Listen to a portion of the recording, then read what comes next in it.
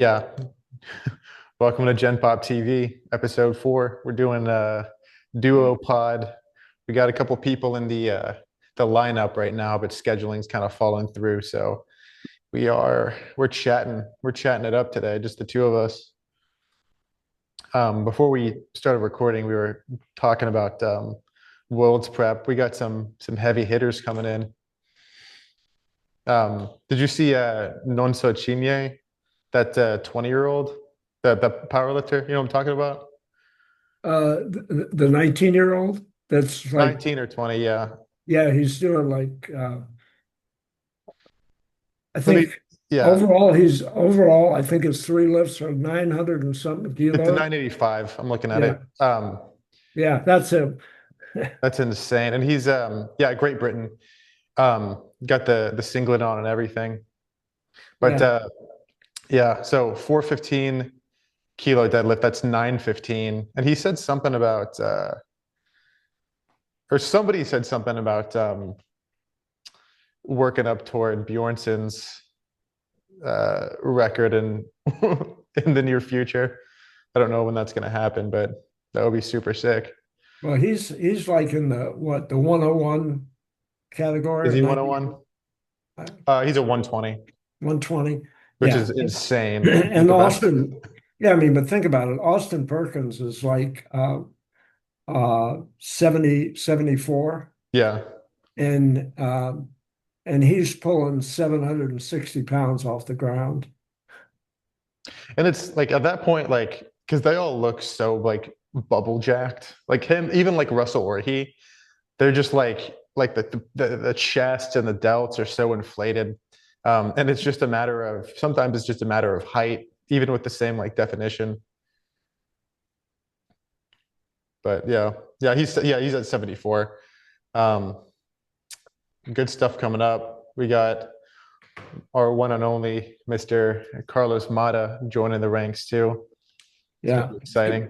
Masters World. Him and Gary Yeah, Mendez. Mendez. Yeah. Yep. Gary's in the 101, I think. He's 101. Yeah. What are his lifts looking like these days? He's not all that tall. Yeah. He's like I went up to him. I don't think I said this outright, but once I gotten to know him at that game day comp that we went to, Yeah, yeah. I'm like, anybody tell you you look like Will Rattel? Which I don't know if you know who Will Rattel is. No. He was one of my big like go-to like strength and conditioning guys, but he looks so similar to Gary. I'll show you him. Like here's what's a good one of him. Like here's him like talking. Yeah, yeah. Yeah, Doesn't he look so much like Gary? yeah.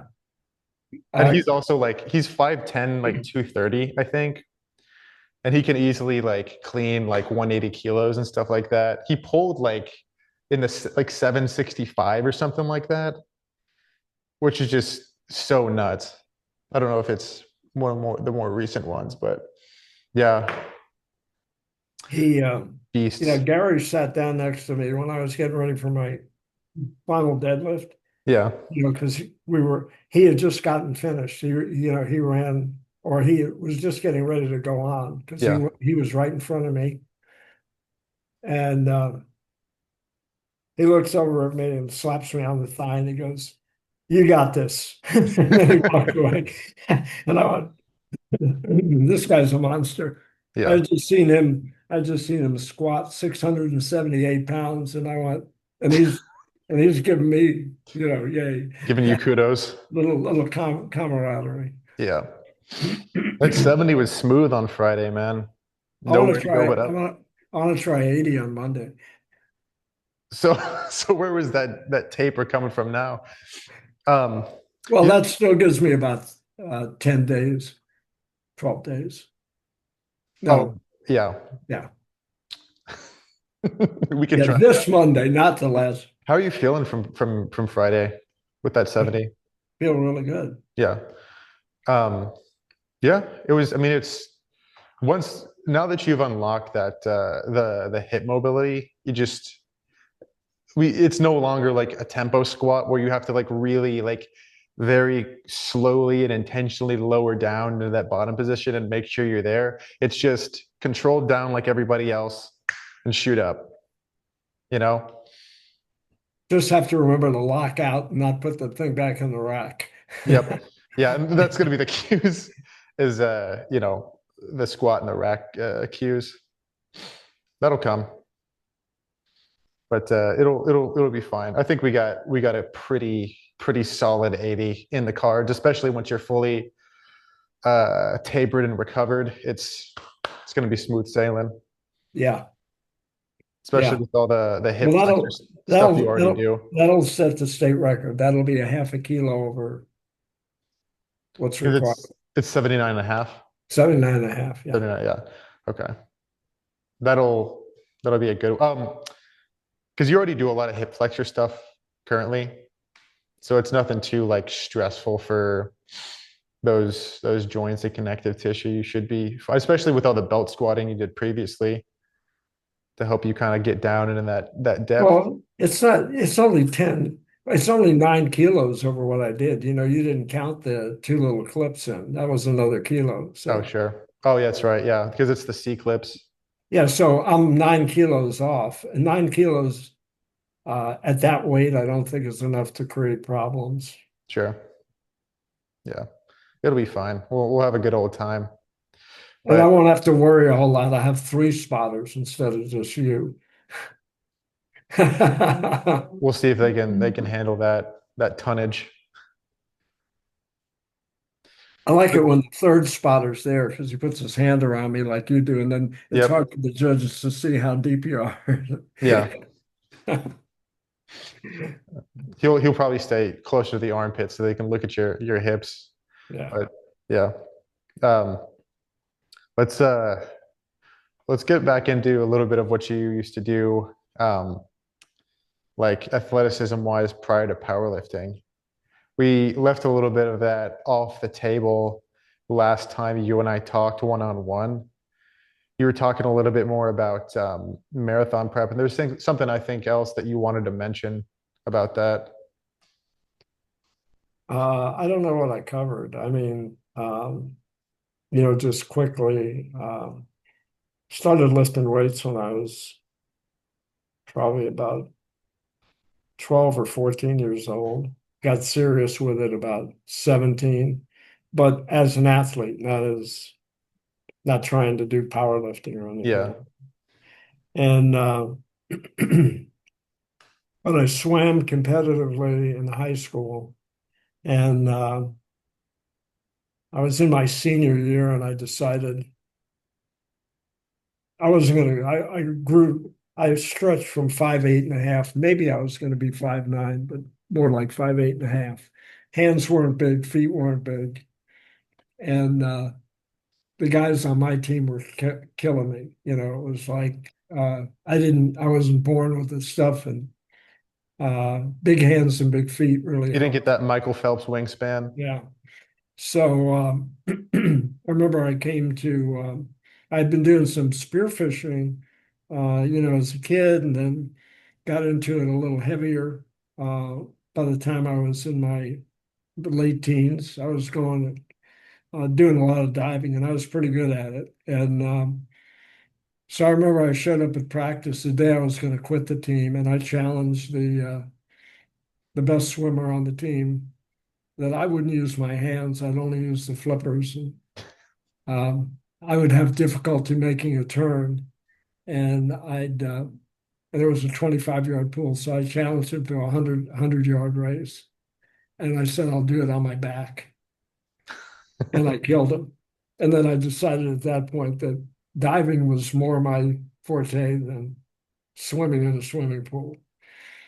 So, did that all the way into my early 30s until I moved to Chicago. I took up tennis along the way, um, and gave that up. Did that for 4 or 5 years, and then gave it up when I was in Chicago.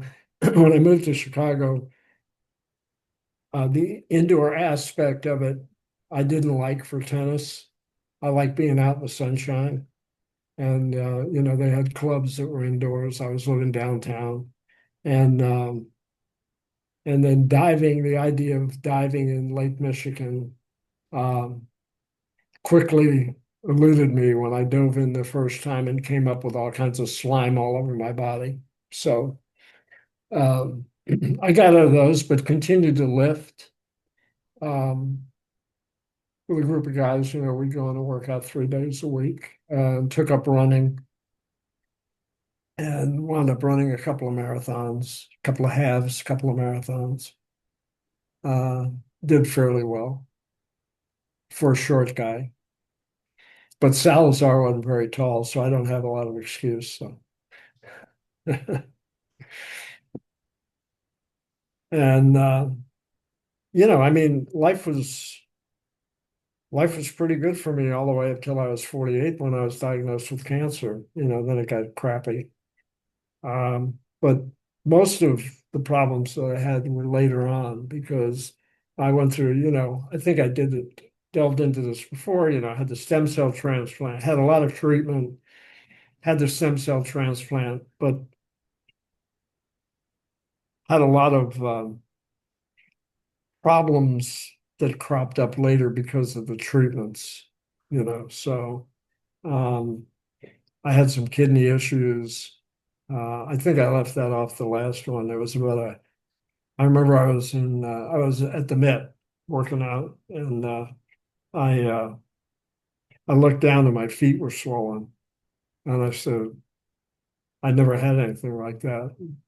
That went from bad to worse, and it turned out that I had a problem with my kidneys because of the medication that I had taken through cancer, and I think also the stem cell transplant. Later on, they decided that it was like part of what they call graft versus host disease, where your own body sort of attacks some of your organs because you have somebody's new stem cells in you. And I swelled up. I went up to 185 pounds. I was like a living balloon and taking a lot of prednisone and that kind of stuff. So that put me out of commission for about a year and a half. Um, I had so much fluid in my system that the doctors told me that if I continued to weight train, I would damage my joints really badly. So, you know, just the collective um, medical journal on why I shouldn't be able to do what I'm doing now, besides aging. No doctors approve. Yeah, my doctors didn't approve of my working out anyway. Back then, I mean, it isn't until very recently, uh, maybe the past decade, that medical science has come around to understanding that lifting weights and exercise is actually good for you. Strengthens the bones, retains the muscle mass after you start losing it at 30 years old. And they finally have come to the conclusion that um, the doctors I've talked to that now pat me on the back and say, "Boy, you're doing the right thing," is that um, longevity is tied to muscle mass. If you lose muscle mass, you lose balance. Your bones become brittle. You lose balance, you fall, you injure yourself, you wind up in a walker and then on a cane, and your lifestyle turns to crap, and people don't want to live anymore. They can't do the things that they enjoyed in their life. And me, having just turned 80 and questing for new horizons, it's uh, it's a whole different game. My life is anything but boring, especially with you involved in it. And my Happy number to one, help. my number one pain in the ass. Love to do it. And I think also there's a common misunderstanding between maybe the conventional healthcare provider, because that's such a broad generalization, but there are so many that very passively prescribe exercise or recommend exercise, but they themselves don't really approve of like intense methods. And squat, bench, and deadlift aside, like even doing something that's like above an RPE 7, they would, I guess, shake their head at when it comes to strength training. This is, Oh, that's a I still generalization. have a couple of old school doctors. Like I'll be seeing my nephrologist next week, for my regular checkup, and he he'll explain how wonderful he thinks that I'm in great condition and all that. Yeah, But but he would rather me take more medication and do less exercise. And we hit that Rubicon all the time. Um, you know, the reason I'm seeing him is because of collateral damage from the what medication medication. he did to me Yeah, before. So, um, and I think, I mean, to me, I mean, this is my state mentally. I watched my mother. Um, I was not. I was living here, because of some of the treatments I was going through. She hit her 90s, and my brother was down there, and she fell and broke her hip. And I went down there, and we got her into a place where she could get physical therapy and so forth. And then I left it in my brother's hands. I would go down for a week every month, and I'd get there, and I'd find that nothing was being done, and I have to pick her up out of bed and make her get in a walker and run around the place and ask them why physical therapy wasn't being done properly on a regular basis. And they would say, well, she says she doesn't want it, so we can't force her to do it. And then I realized that my brother was telling her, rest, don't do it, and when you're ready, you'll leave this world and go to someplace else. Of course, then I watched, they put her on medication, they put her in a hospice, and the drugs that they give you in hospice, uh, there's a 99% chance you're never going to recover. It's just like euphemism, they dope you up, and you have no will to live, you just vegetate. So I have direct orders to all of my children. If I go out kicking and screaming, you're not putting me in hospice. It's well, I mean, you said yourself to me, I'm like, maybe we should, go easy on the shoulder today. And you're like, this motherfucker's gonna fall off no matter what, and stuff like that. yeah.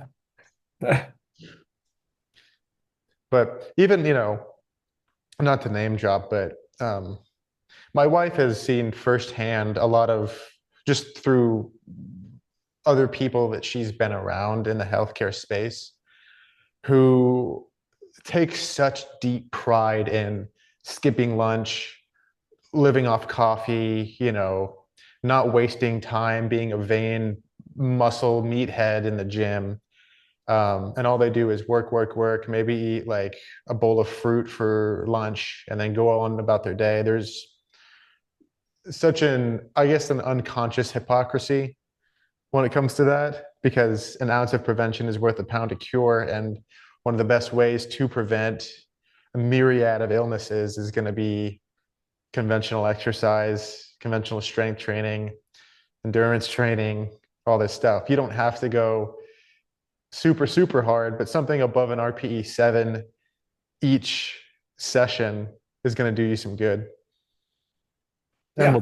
mobility I of mean, course. there are a few people, they bounce through life, but when you look deeper into, they don't do anything really healthy that you can see visibly, but then you find out that they, without telling anybody, they go out for daily walks. They've been walking all their life, where their job entails a lot of movement. Uh, they do bad things. They eat Burger King. They, do that kind of shit on a regular basis. but they don't drink. They never smoked. They never took drugs. And they don't drink maybe large amounts of coffee and a lot of consumption of caffeine. They just do this on their own because that's part of their lifestyle. So the visible thing is I'm stuffing Mickey D's in their mouth with a bunch of French fries, but they're doing so much good on the other side that, and they've got good genetics and they wind up living till they're 90 years old, you know. But they're the rare form, you know, there aren't a whole lot of them that exist that way. Um, Most people that eat like shit also drink, smoke, and do a myriad of other things that affect their their well-being. And because of that, you go out, you got a workout coming up that day, and somebody has a birthday party, and you do a couple of shots of Fireball, and all of a sudden you don't want to work out anymore, you know. So it's Fireball mentioned. yeah. Although some do, and even when they do the Fireball upside down, they still try to lift 400 pounds, but that doesn't work, you know. So Not naming any names. um, yeah, it's a good old time, and and everybody. I find it exciting because we had a birthday party over there, Yeah, at our place at Sigma, and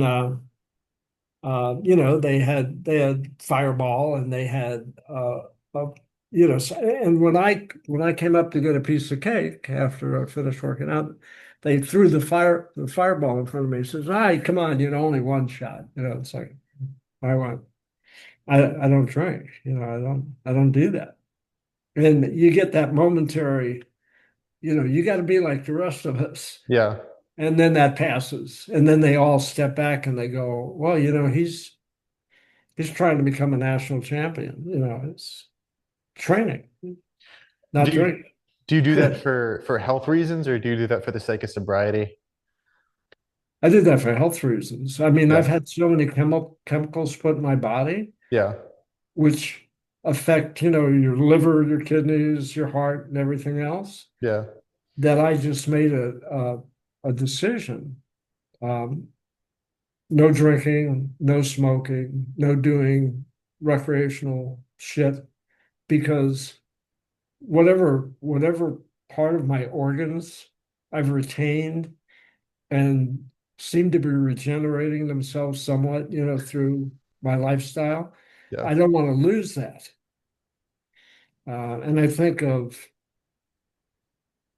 I mean, I go through different scenarios and, I say, where would I have been today, given as strong as I am right now?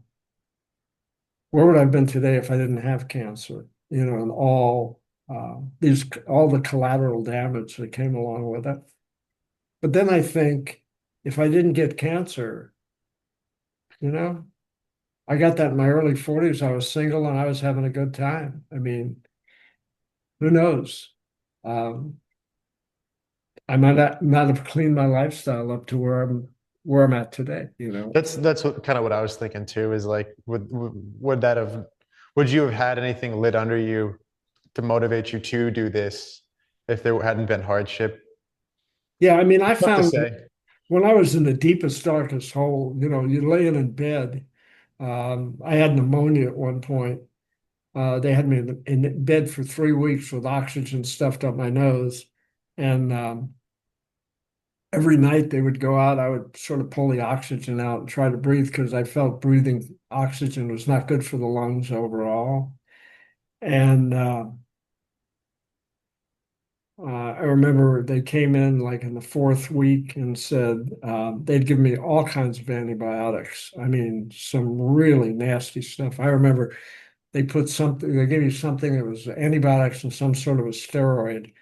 Um, and I woke up in the middle of the night and I was in the hospital bed. And you know how they have like the rail at the bottom, and well, the whole Yeah, I know what you All mean. the bed, when I woke up, the bed was vertical. I was And you'd looking fallen. instead of, I felt like I was looking down on my feet. Yeah, The TV was all the way in some hole over there. yeah. And as I was sitting there, this huge red animal, stag, something with horns, came running through my room and ran right through me. I was totally hallucinating. And I remember telling the doctor the next day that if you destroy my brain, I'll retain enough of it to come back and take you out. You can't give me that shit anymore. But uh, but that last week they came in, they brought ICU in there, and they said they wanted to put me on a ventilator. They started, well, ICU came in with the team and they sat down with me and they're explaining to me what it's like to be on a ventilator and that they would have to put me into a medically induced coma and all of that. And I looked at them and I went, get out of my room. As long as this oxygen is keeping me breathing, I'm not going anywhere. You're not putting me on a ventilator. And they got all offended and stuff. And the doctor came over to me and says, you got to calm down. We're only doing this to help you out. I said, what is it going to take to get your mind off of me going on a ventilator? And he said, when you quit breathing oxygen. So I took the oxygen and threw it on the floor. And I said, I'm breathing. I'm sure he loved you. And that was but it was so funny because when you're in bed, when you're infirm like that for three weeks and they don't get you up to walk you around, they let you lay there. Yeah. I got out of bed, I couldn't walk. I had to relearn how to walk. It was that whole thing was, um, a very, very much of a check and balance awakening system to, what life was all about. And then, of course, a year and a half ago, I wound up with an aortic valve that took a crap. And they Yeah. said, I'm sitting in the doctor's office feeling a little not so energetic, but not bad. And he goes, you're a congestive heart failure. I go, hey, nice delivery, doc. And then having the valve, going through first a bunch of ablations before I found out and then I was told I was at first I had AFib, then I was in congestive heart failure, and then I had the valve put in and the pacemaker. And they gave me all kinds of instructions about weightlifting. You know, one of the guys that represented Medtronics, which was my pacemaker, came in to explain to me how I couldn't do any more chest work and because I would mess up the pacemaker and maybe the wires would pull loose. I'd have to cut down on the weights that I was pulling off the floor and all that other stuff. And I Then he went went, out, made well, yeah, state you see, records. you see how much I paid attention to Yeah. that. And so when we first started, you had always talked about like, oh, I'm sorry, I can't bench, I can't bench. Um, I don't, what exactly happened? I don't remember the process as to what got us to doing that now. Well, at some point, I just went, you know what? I mean, when I started working with you and we started doing deadlifting, Yeah. um, I was a one-trick pony. I had had a really big bench press at one time. 365. Yeah. And then um, I benched, I was doing reps at 315 when I was in my early 60s, just before I tore my rotator cuff. Honest.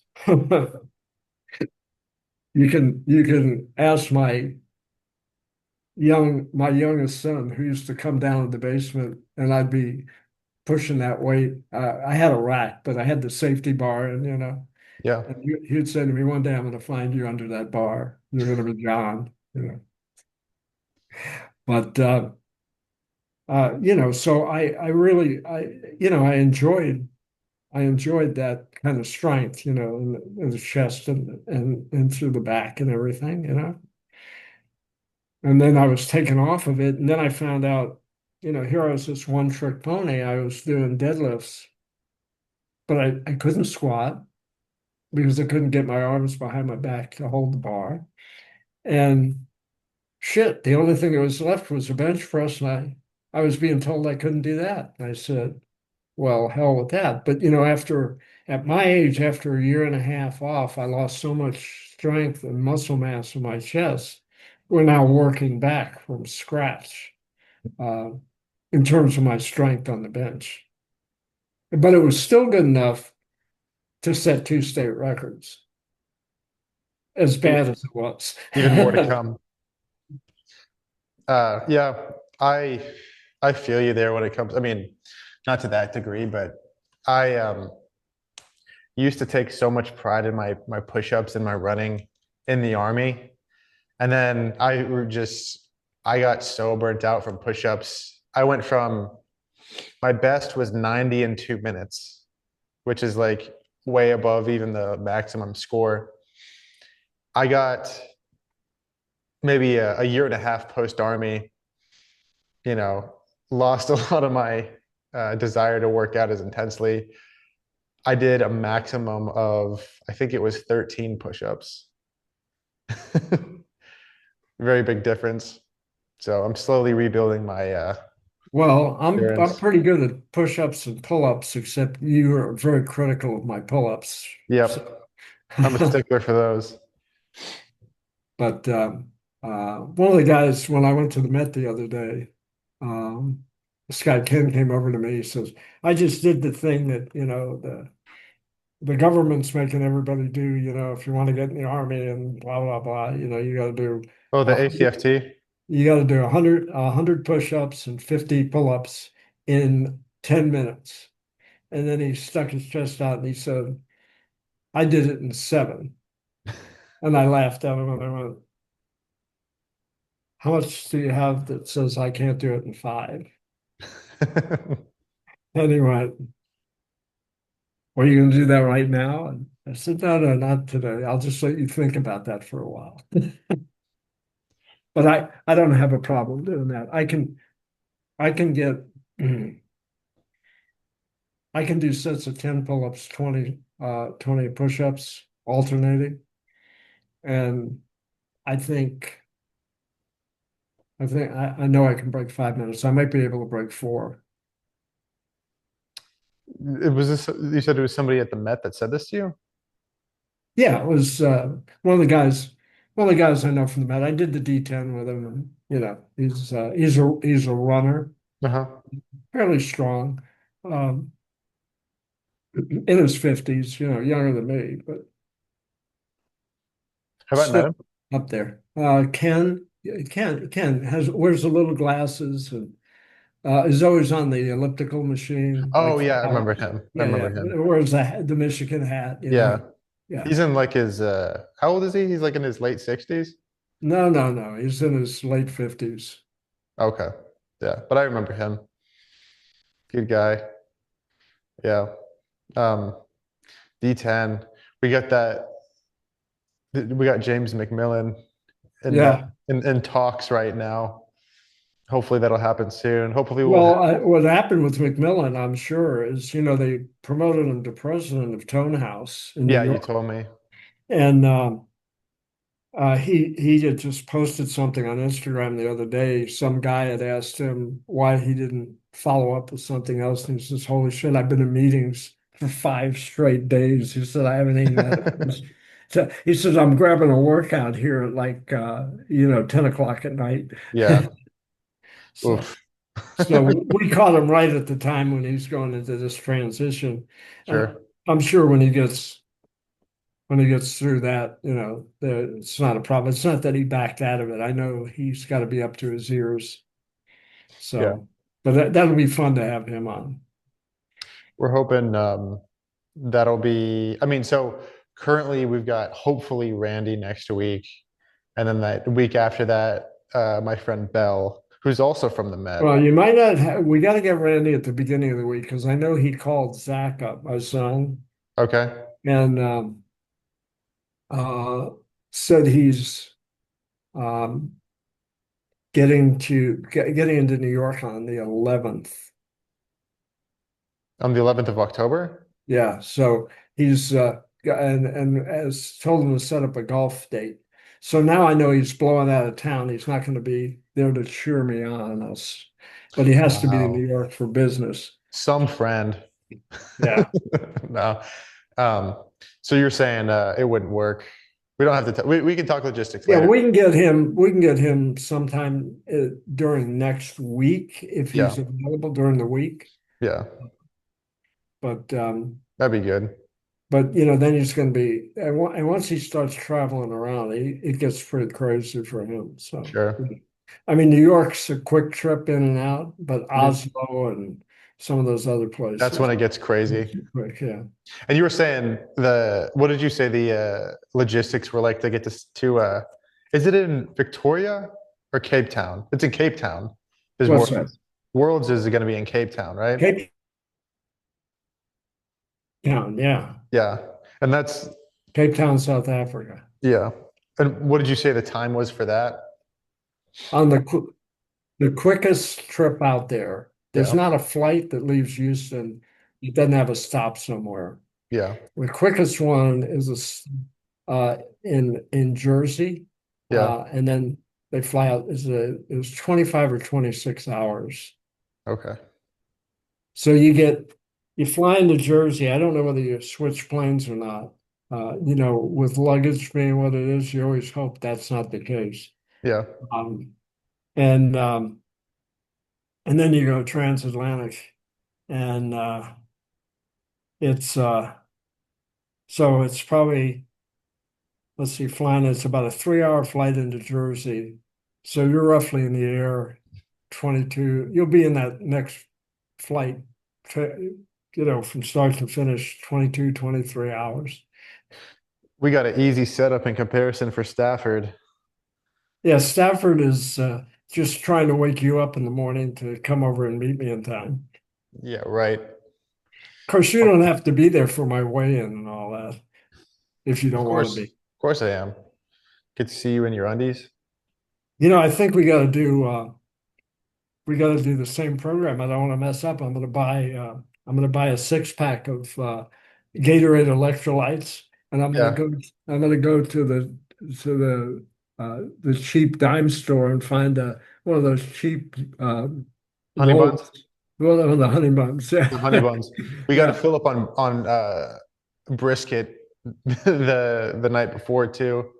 What's that? We got to fill up on brisket the night before. Oh yeah, yeah, yeah. There's some good ass places in Houston Well, too. if you want to, you can spend the night here. That would be probably easier, honestly. But yeah, we went to for those of you that don't know, we went to when we went to game day barbell, we went to this place called the KG barbecue. Oh yeah, but Yeah, that was after the competition. no, not Oh after. no, no, no, no, no. No, no, no. That was before. We didn't eat any barbecue before. I wouldn't have done that. Yeah. I didn't need anything running through my body No, I'm quickly. saying the night before, the day before. Because we went to KG the day before, and then the day, like right after, we went to that little spot instead of Black's. The one right next to it was like Green Street or something like that. But KG is nice, so we can go to like Phages or Blood Brothers or something like that. That would be a good little switch up of things. Yeah. Yeah, But I gotta have fast movement in the morning, yep, Move- stay stay regular. Um, what have you been eating these days? You starting to bulk up a bit? Put some meat on those bones? Not bulking, but I'm eating like crazy. I mean, yesterday I had breakfast, ate half a chicken for lunch, had a big bowl of pasta for dinner. Um, Today,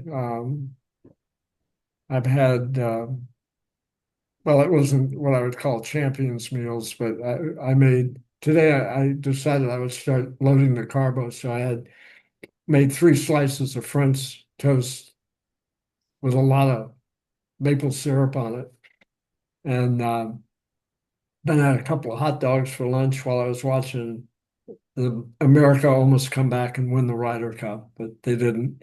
And and then tonight, I was going to make a steak, but that's because I forgot you were calling me at 8 o'clock with this thing. Um, I'm more important.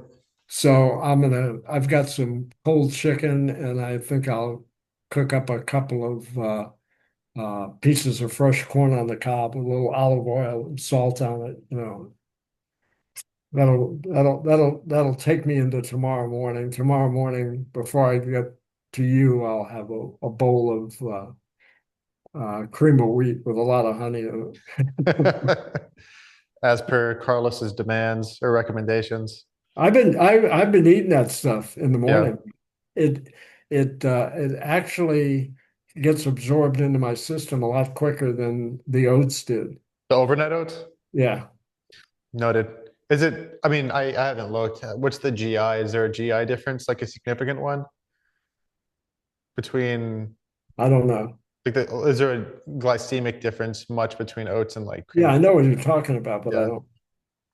Which, by the way, But I did buy some coming into this week. I bought some Bob's protein oats, hell yeah. organic protein oats. Yeah. They have like 13 grams of protein for a serving. And if I make them like overnight oats and put milk in there, Yeah. I can get, like with 2% milk, I can kick that up another 9 grams.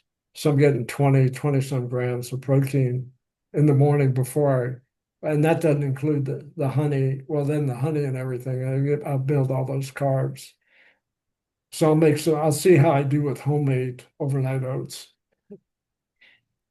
Oh, and I found another thing. I have a coffee grinder and I haven't been grinding coffee beans lately. So what I did today is I did some yogurt with I took some almonds and some walnuts and threw them in the coffee grinder and ground them up and threw them in the yogurt with some blueberries. I just And looked up cream of it's wheat's got way higher glycemic index than oats. So that's probably why it hits you so much quicker. cream of wheat does. Yeah, cream of wheat does. Yeah. So it just goes right into your system. Yeah, it's just a quick, like you just shoot it. Um, which by the way, I put the Chadbournes on the MyFit Foods. Linda Chadbourne just went and checked it out. She's I think she's hooked. She got those oats too, and she got a couple of meals. So I think Um, that I will single-handedly build the empire. of what's that place called? MyFit Foods. Yeah. It would be me and only me. Yeah, the oats are good. I've got like 7 or 8 people coming through there now. So yeah, I mean, I like it a lot just because I am not the best cook. Or Well, you want to keep a lot of people going there. But I gotta tell you, like we walked into Jimmy John's the other day, and Jersey Mike's. I had the mini, not Jersey Jimmy, Mike's. Jersey Mike's. Yeah. I had the mini, you had the biggie. Yeah. You know, all in, we walked out the door, it's like $30, Yeah. And you can buy a pound and a quarter prime uh, ribeye for the same price, and then cook it up at home Yeah. and do a lot better. Yep. But no carbs. So, and I will say, Bread's cheap. You can make garlic bread. but with I looked it up. My original Italian giant sub with provolone has like 75 to 80 grams of protein in it. Do you really? Yeah. So I've got that going for me. Yeah, that's good. Yeah. I don't know how accurate that is, but I choose to believe that. I don't know how you consume it, but it's okay. It's so good. I know. It's my happy place, especially with I mean, I sound like a broken record at Sigma because I keep telling like Jonathan and like even some of the members there, like, you gotta try this sandwich. Um, but I'm hooked. You're unique That's one way to put it. amongst that crowd. That crowd comes in with little plastic containers that they Oh make yeah. at home. Yeah, they do all their meal planning and stuff. Yeah. Um, I can't do that. I mean, I tried that at one time. Yeah. But when you meal plan like that, like you make a whole chicken and then you make like 5 meals of chicken and rice, chicken and this, and then by the time I get to the second day, I've had so much chicken and whatever that I don't want it anymore. Then it sits in the fridge. Then I'm afraid to eat it because I figure it's a bacteria infestation. I You don't know. choose to believe that. Yeah. Yeah. I mean, it has to be very good and unique for me to look forward to like, you know, those sorts of meal preps, which is why I chose that place. This is my unofficial plug of my fit foods just because I'm so hooked on it. Well, I've added now because I can't seem to gain the weight. I've added Greek yogurt to my diet. Yeah. So, What's your fiber like these days? um, Because you got I don't know if the cream of wheat has a lot of fiber. I was eating too much fiber and it wasn't agreeing with me. So I'm doing less fiber now. Yeah. So, which makes my kidney doctor happy because like whole wheat bread and all that stuff is supposed to be harder to digest and puts more burden on the kidneys. And, Okay. I'm like this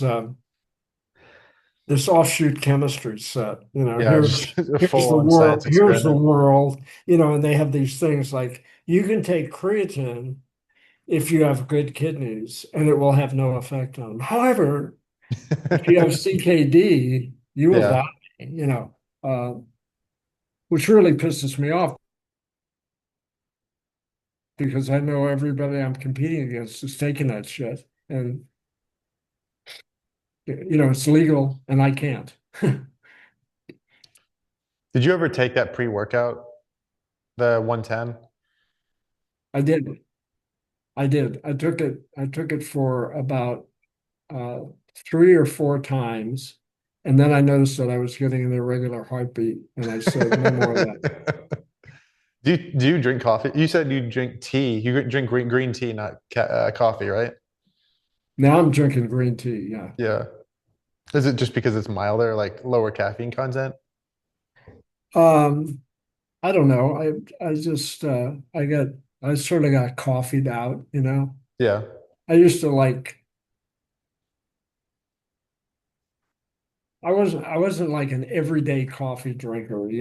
Wake up in the morning and drink a cup of coffee kind of thing. Yeah. It was like when I had time I'd hit a coffee shop, and I get a latte or something like that. And Yeah. I enjoyed that. And then I got to the point where I was drinking so much coffee that I didn't enjoy it anymore. So now I drink tea. So when I have coffee, I go, yeah, it's good. Like, what's that place off the park that we go to? Slowpokes. Yeah, that's Slowpokes, yeah. no, no. What are you talking about? The one off the park when we take a walk. Yeah, What's the it's name? Slowpokes. Not Cocoa, it's Slowpokes. Oh yeah, yeah, yeah, Levy Park, right? yeah. Yeah. Yeah, that place is the shit. I we've got Linda and I have in our complex, we have a coffee, like a Starbucks machine, and it's always got the breakfast blend, the veranda blend, and I love that. That's like my favorite blend of coffee. Oh, that's their giveaway. Giveaway, like it's just like a free amenity. They've got like a coffee machine. It's like a touch screen, like Starbucks Yeah, brand coffee machine. It's so crazy. They've got that. They've got hot chocolate. They've got chai. It's yeah. They got one of those here at my yeah, place, but they're cheap. So what they did is um, they originally filled this one. They fill the beans, and it grinds it and it makes whatever you want. Yeah. but they don't put all the stuff in there. So, if you want a cappuccino, you wind up with an espresso and no cappuccino, and Oof. um, it's and then if you look on the side for the accoutrement, there's never any sugar, never any cream, and you have to bring your own cup now because they're too cheap to put the cups out there Oh man. in the budget thing. And so I have boycotted that. No good. And they used to have great pool parties here, where they would cater them in, and they had like trays of food to eat, tacos and chicken and meat and all, veggies, and the whole thing would be a party, and booze, for those that booze. And their pool party this year is they're having movie night. They're setting up a temporary big screen, and people can bring their own lawn chairs and sit by the pool and watch a movie. And I Where's the went, hookers? Where's the blow? and I went, no. Nah. Yeah. Man, I gotta get you into my apartment complex because we have a barbell.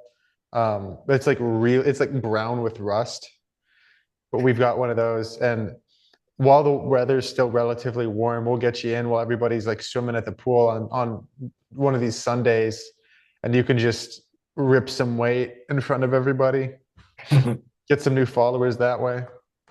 That's funny. Um, I, I was talking to, we were talking to Cameron, Yeah. when the guy was lifting the weights from the birthday party, Yeah. and yeah.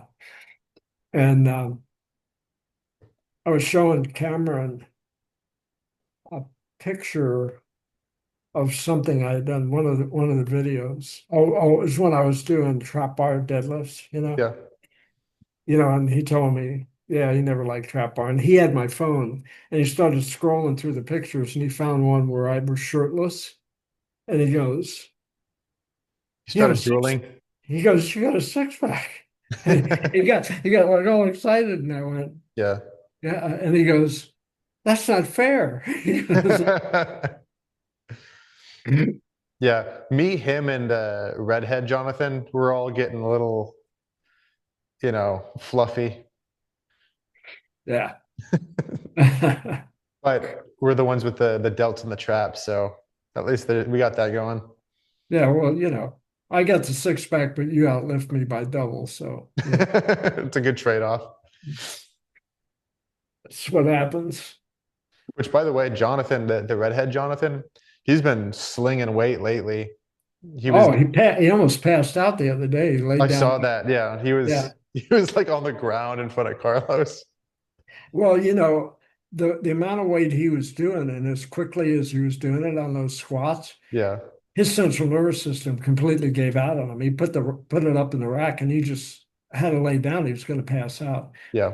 There was only one time I've gotten that close. It was about a year ago at the Met because I just was underfed because I had no real like reliable meal prep system. And I sound like a spokesperson for MyFitFoods, but anyways, I like squatted relatively heavy. I was hitting like maybe 275 for three or something like that. And I was doing all ass to grass squats then. And I come up from it and I'm like, I'm about to fucking pass out. So and I like sprint to Cleveland and I'm like, you got to get me one of these triangle sandwiches. He's like, all Like right, right Scott, now, right now. you Yeah. got it, Scott. Is he still there? Uh, just rarely on occasion. Yeah. He shows up a couple of days a week. He's getting ready to bail. Even Jose is not there every day anymore. What are they doing? They're getting ready to sort of phase out, I think. Is his foot still messed up? They've been there for years. Yeah, I think they're just ready to do something else sure. besides give you triangle sandwiches.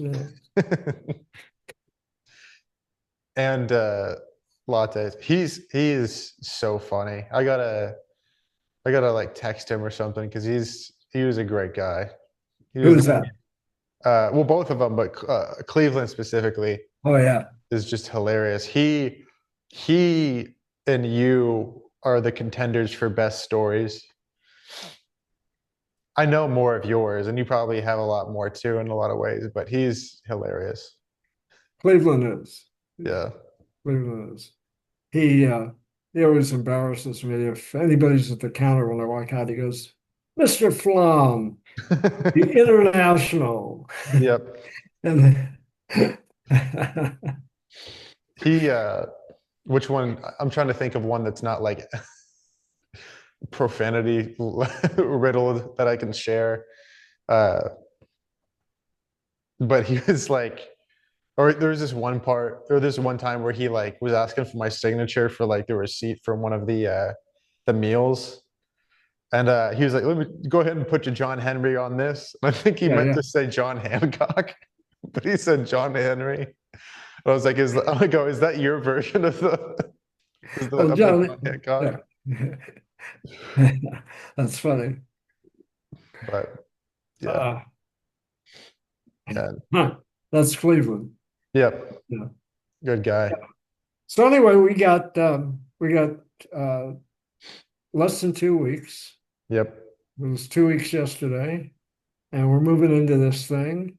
And our plan is to uh, go in and hit numbers on the first lift. So I get three white lights all the way across the board and qualify for nationals. get on the board.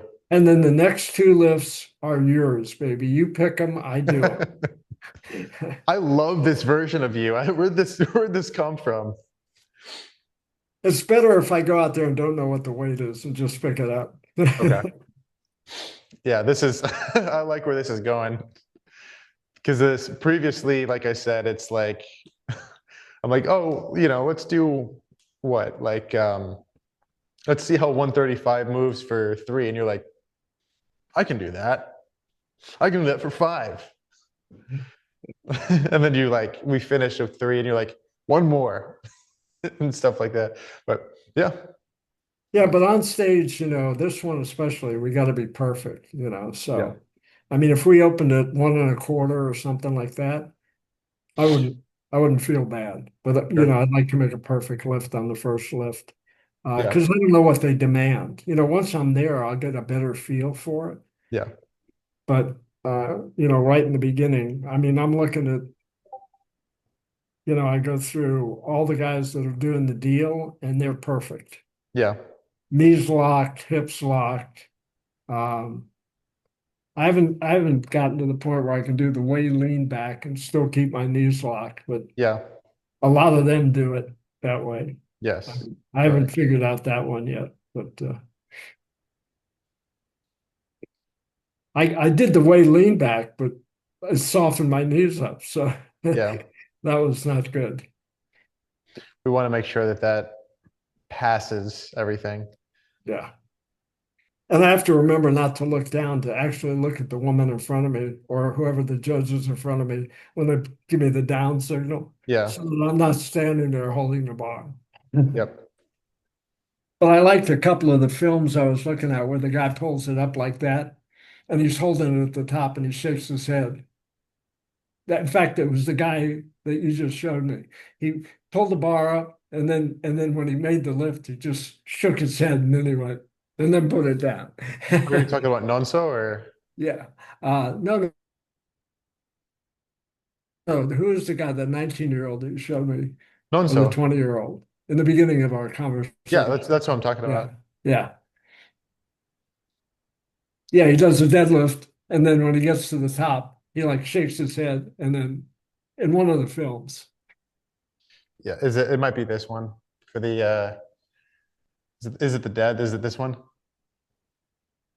And if you look, like he sets his lats and he just goes. yeah, man, look at that. Just straight and steady all the way up. Yep. Gives it a little grin. Like to see it. Lots of red on there. When you grow up. All right. So you got your work cut out for you. By nationals, I want to have 2+ plates on there. Okay. You got it, boss. So At 120, we're at what? How much?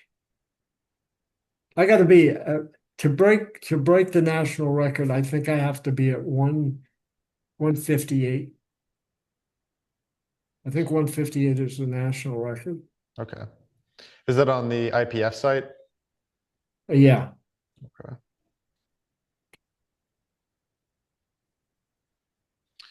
Uh, It's I'm on looking at. it's on Powerlifting America site. Oh, okay. Okay, yeah. Uh, I mean, we can look it up. If you don't have it on hand right now, I don't know if it would be there or not. Okay, so I see records right now for you. Well, this is for USAPL though, not for Powerlifting America. Um, okay. Well, that's fine. I can look at it later. Um, but yeah, we got a lot to look forward to. Oh, by the way, um, I'll start giving out tickets soon so that can go swimmingly. Have you talked to anybody? Because I think David Thompson is looking at. Oh, David was doing some kind of strange Oh, the headstand. squats. Oh, squats. What he did is he took Oh, the the hack plate. squat with the guys. No, he was doing regular squats, but he took the plates and instead of having it slide on the bar Yeah, through the regular hole, he was putting it through the hole at the top of the plate. So the plates were hanging we're down low. dangling. Yeah, And yep. he said it put more pressure on his legs and less on his back. I don't know how that Okay. worked, but he had 225 and 70. So he had 295 on there. Yeah, He was doing reps. nice. Yeah, I like some of his stuff that he does, and he's working on headstands now too. That would be funny. I got somebody. We're in talks right now to get them to start doing, or two people actually start doing Well, handstands. well, he's a monster though. Yeah. Oh yeah. You know, David is really strong. Let's see. Are you looking at the IPF records? Yeah, Okay.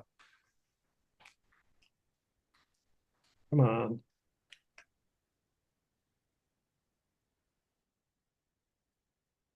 This site's tough to work with on the phone.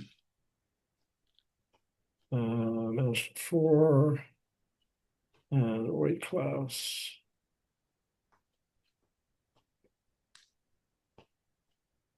Let's get to the heart of it here, people. Damn. Are you scrolling up to Masters 5? Or what are you looking for? I'm just pulling up my division. Oh, okay. And they switched it over. This thing is like nuts. All right, here we go. So the existing, what did it do? What about you? Hold on, just one second. Things being funny. All right, here we go. Haha, funny. So for the squat, the national record is 155 kilograms. Okay. Bench press is 92.5, and the deadlift is 197.5. For Master 5? Huh? For Master 5? That's Master 4. Okay. And you're saying that just because they don't have a Master 5? Master 5, they don't have the competition for it.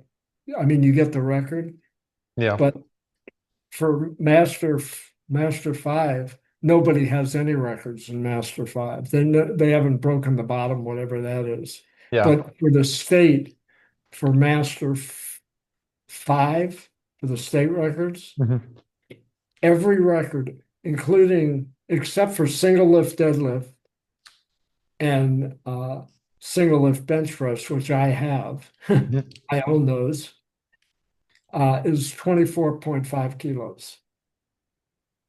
That's so good. That's the state standard. Some That's it. low-hanging fruit for you. So all I need is the bar and the collars. You think you can handle that? Well, I guess in my weight class, this guy, Manny Rodriguez, holds the squat, the bench press, and the deadlift, and the overall. And then some guy by the name of Marvin Huber holds the bench press single lift with 105 kilograms. So I've got work cut out for you, which means for me. But, if I'm, I mean, with the progress that I've made on the squat, unless something goes dramatically wrong, I'm halfway to that national record already on the squat. Yeah. And on the deadlift, um, at 160, I'm only 30 some kilograms away from that. Yeah. So I mean, they're all doable by May.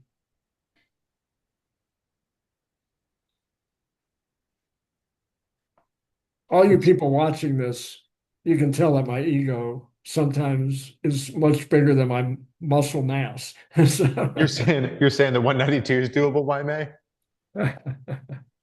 Is that what you're saying? what's that? You're saying the 192 is doable by May? Yeah, don't you think so? Of course. We're in October. Okay, so October, November, December, January, February, March, April, May, 7 months. If I have a 5% increase a month, I appreciate your enthusiasm. it'd be close. It'd be close enough where I'd give it a try. We got to make sure everything goes right between now and then. And if I you mean, if read, I got to 190 in our workouts, yep, I would definitely go for it on stage. Third lift would be all the way. yeah. What I'm saying is, you got to be okay with the bench suffering because of that, though. If you want to make Yeah. that dramatic of a change, Well, the bench, I think I need a whole new arm and shoulder. yeah. We'll figure that out. Well, yeah, that'll I take a backseat. Well, I had Stephanie work on this thing a lot on Saturday.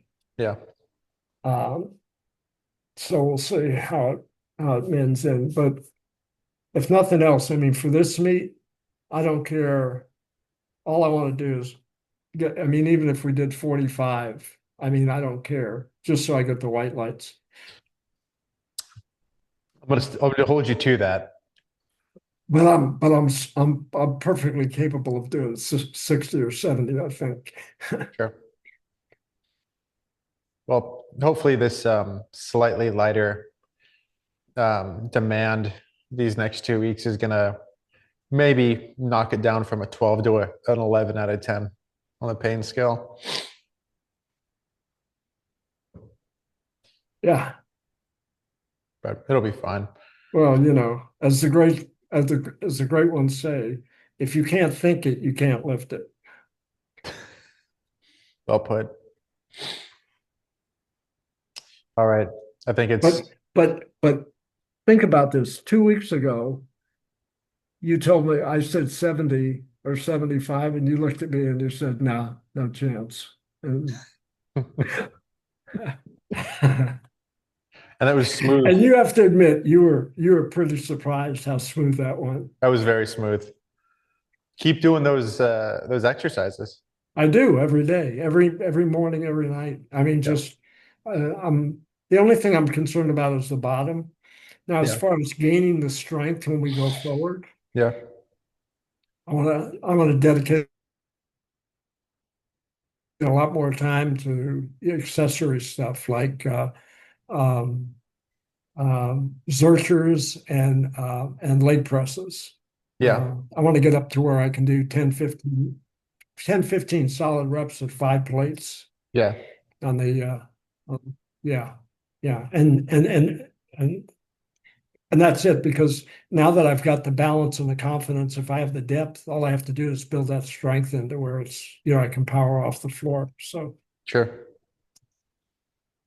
That would be, I mean, that would be so much more helpful. Um, and that's right, ladies and gentlemen, you're looking at somebody that's 80 years old. So talking like this.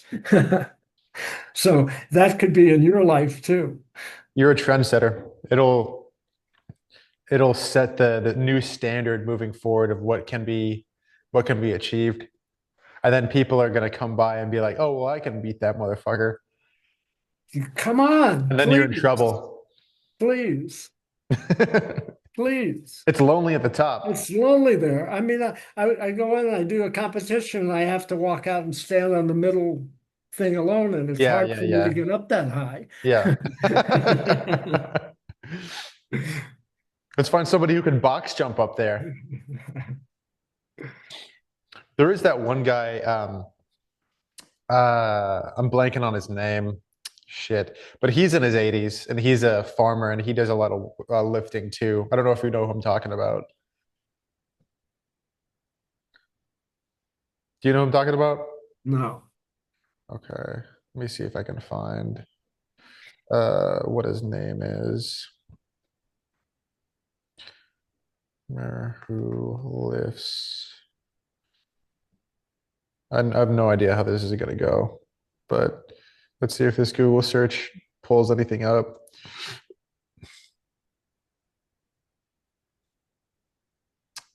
Nothing. Oh, there's an 80-year-old CrossFitter. He's really big though.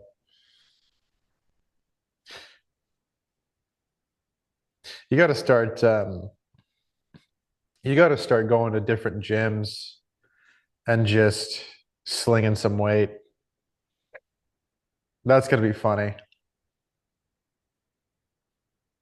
Go to like LA Fitness and like, well, I wouldn't say Planet Fitness because they don't have dumbbell or barbells, but go to a place with like barbells and plates and just start throwing some shit around. See how people react. Yeah, yeah, yeah. Yeah, yeah, yeah. Unless you're scared. I'll be like Robbie. Oh yeah. No, no sandbagging. No dick moves. Just socialize. But okay. I'm gonna Well, like the other day when I went back to the Met yeah. and was going through my routine that you had given me, Yeah. there was a guy next to me, much younger, and as I kept stacking the weight on, he kept going. Yeah. And I wasn't even doing heavy weight. We were at like 130 or something. Yeah, because it was a volume day. So, but doing reps, and he was just like, who is Right. this guy? Who is this guy? He's about to find out.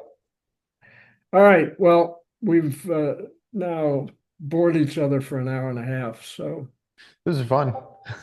yeah, it is. We gotta quit. Well, actually, we can keep meeting this way. So your wife We got approves. to keep meeting this way. Yeah. Um, is this cool for you? Sundays at 8? Yeah. So in our program today, you want me doing 4 days this week, or you want me to cut it back to 3? I'd be So down for 4. 4 should be fine. Just to keep you active. If you're willing to do less, then by all means. yeah, I'm willing. Well, I'm always willing. Are you? Yeah. Okay. Yeah, we can definitely do that. Um, Just well, remember, we are tapering. So I am very aware that we're tapering. Believe me. But okay. We'll we'll reassess tomorrow. But this is see good. the way I like this the version way of the you. book does it is they talk about breaking it down to 3 days, so you do one lift each day.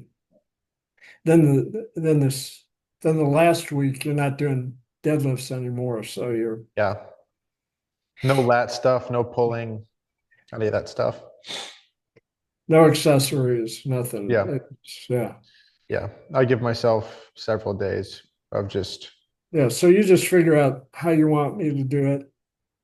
And then if your wife will let you, you can show up here sometime Friday night and I'll give you your own bedroom equipped with a bench, dumbbells, and a pull-up bar. the perfect push-up things that I saw. Yeah, they're there, and Yeah. Perfect. you have all kinds of stuff to play with, and you even have your own bathroom. So Hell yeah. I'm looking forward to that. All right. I'll catch you later. I'll see you tomorrow at noon. See you tomorrow at noon. All right. See you then. Good night. All right.